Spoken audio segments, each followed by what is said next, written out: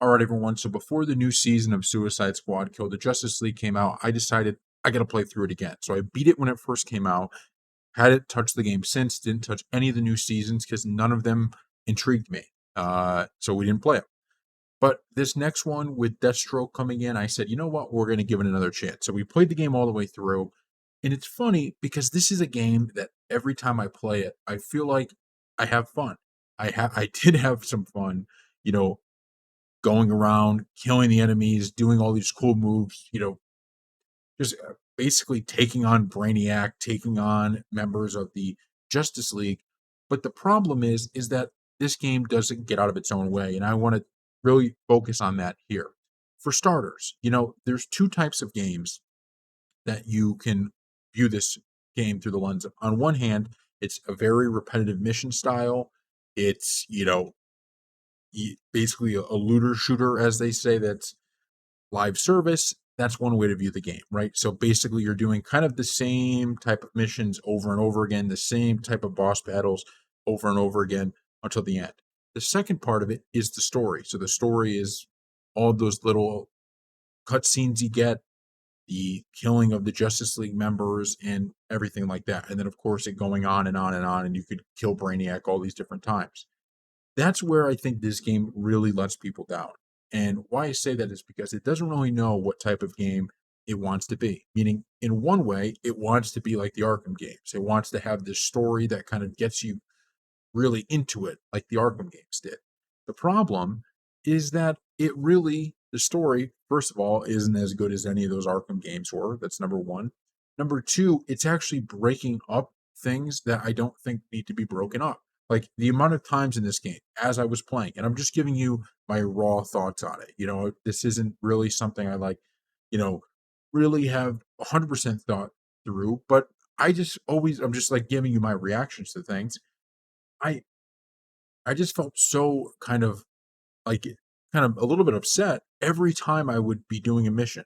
I finish the mission and then I'm stuck on top of a building with kind of listening to whoever's talking, whether it was Waller or Luther or whoever's talking, and I can't jump, I can't do anything until I hear this dialogue out.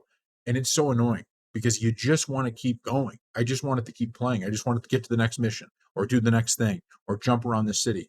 And I feel like this game's the way that they give the story to you, it doesn't let you do that. It constantly is making you wait here or come back to the Hall of Justice and walk through slowly to get to this area so we can get to that next cutscene.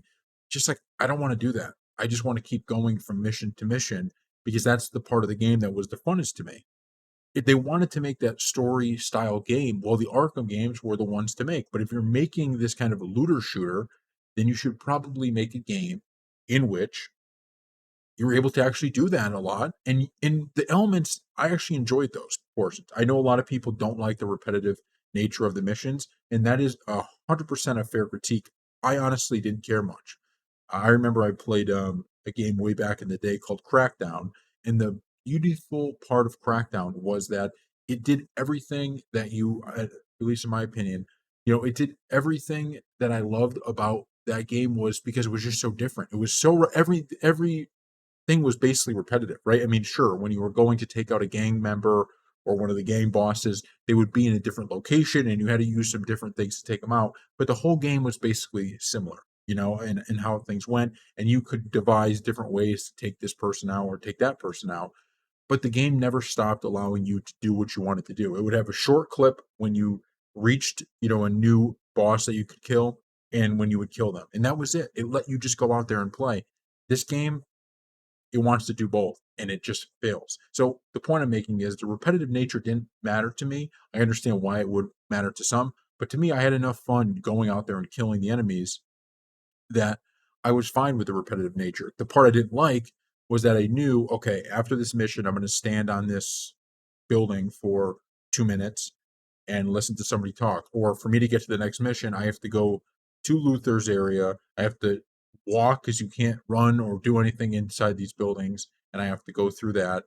And then, yeah, that's what happens. It just doesn't make a whole lot of sense, and it takes away from the experience because it slows you down. Whereas if they just had it where take out these like if they had it structured similarly to how Crackdown was structured, where it's like do these three missions, take out these three things, then you can unlock this, and you take out this, whether it's Batman or Superman or whoever you're going against. I think that would have been better. The other part of it is I think the story, it doesn't make a ton of sense in terms of you're taking out Batman, Superman, and the entire Justice League, and you just constantly feel like you kind of wish you were using some of those characters in a way. And the fact that at the end there's no, it just feels like it ends in such a weird note. It's like, okay, we won, we beat Brainiac, we beat the Justice League, fine, and that also holds the game back. I don't know how else to say it. It would be a really cool story if it felt like there was some kind of better ending, or if the deal, like, it would have been a perfect thing to do, to have it where, okay, the first set came with just the Suicide Squad. At the end of the game, when you beat Brainiac, you realize, oh, wait a minute, all of the Suicide Squad or all of the Justice League members are alive on Brainiac's ship, and each DLC was you breaking one of them out, and then you got to use that. That would have been cool. That would have been a cool, different thing to do, but they just didn't do that. And so that's kind of my takeaway, is that there actually was, I think, which I don't really think gets much coverage in any of the gaming media. I actually think there was a cool game underneath here.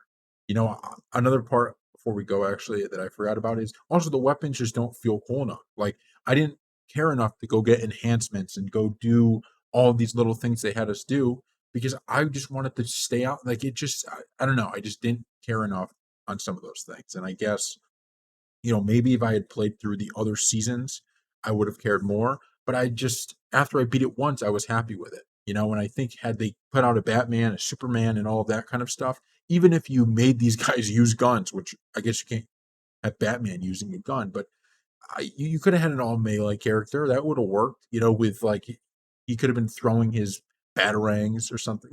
You could have made it work within the system in the game. They just didn't do it. So there was a lot here, I think, that could have been good. I think it could have been much better than it was, and it's sad because I love these type of games, and I will be playing this new season. I'm hoping this new season really brings something that we haven't seen before, but we'll see.